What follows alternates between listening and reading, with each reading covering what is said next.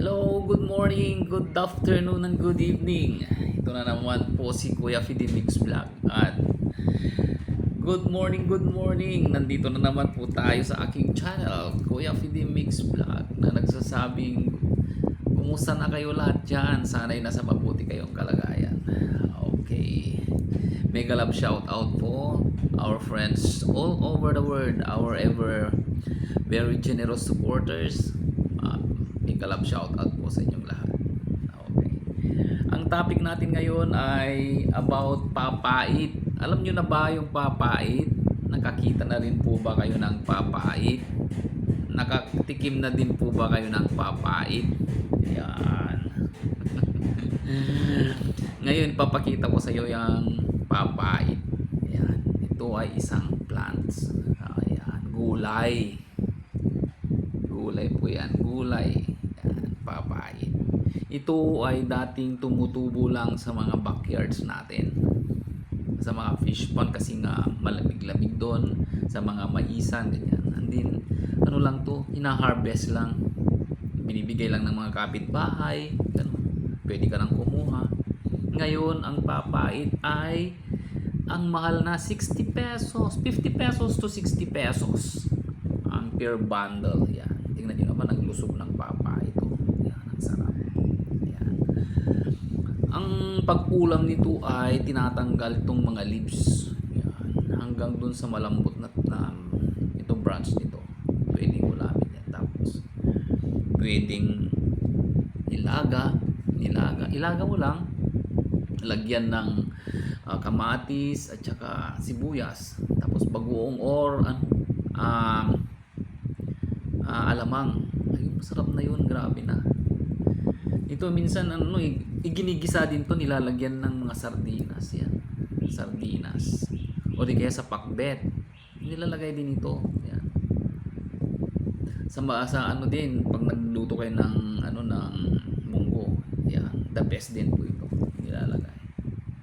Yan, papait. Talagang literaling na mapait ito, kaya pangapapait. Tapos kung wala kayong dun sa papaitan, pwede nyo itong gamitin pampapait sa papaitan. Okay. Ano nga ba ang papait in English?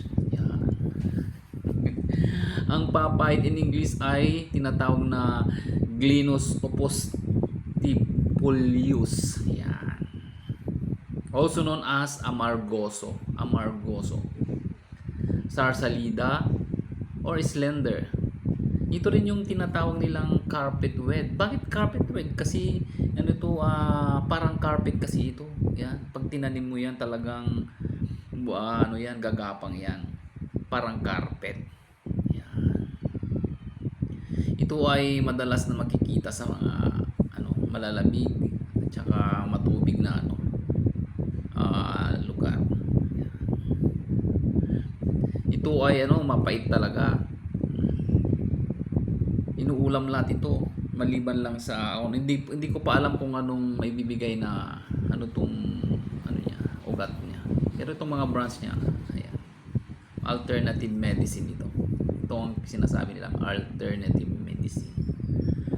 Ngayon sa pag-aaral, ang benefits ng papait leaves ay ito ay antioxidant. Ayan. Tingnan nyo, papait leaves, antioxidant.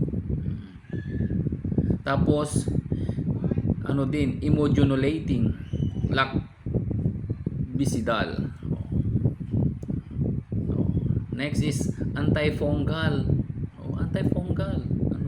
Kagaling siguro ito yung leaves niya, tapos ikakas sa affected area. Tapos mollucicidal. Tsaka antimicrobial pa ito. Kaya mabisa to, kaya masarap kainin, maraming pang benefits. Tapos anti-analgesic din, anti-inflammatory, o anti-diabetic. Ay, alam nyo na yan, anti-diabetic talaga ito. Dahil papait, talagang i-modulate niya yung i-regulate niya yung sugar. Anti-almatic din, tsaka antay sa ano to, sa mga anemic. Ito yung mga inuulam nila para tumaas yung ano. Kaya ito ay very reproductive talagang ano, plants. Pag nakikita nyo, ganito lang na to ang isang ano. Ito ay ang alternative medicines. Ayan. Yung lahat ng properties niya, ginagawang juice ito. Minsan, yung juice niya, yun ang iniinom nila. Kaya very effective po talaga. Kaya sa mga ano natin,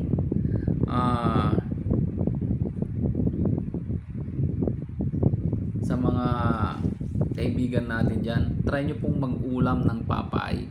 Kahit na mapait, masarap naman. O marami ambag na naman yata kung ano information regarding papay. Yung ibang properties ng papay sa next episode na lang po kasi medyo matagal na.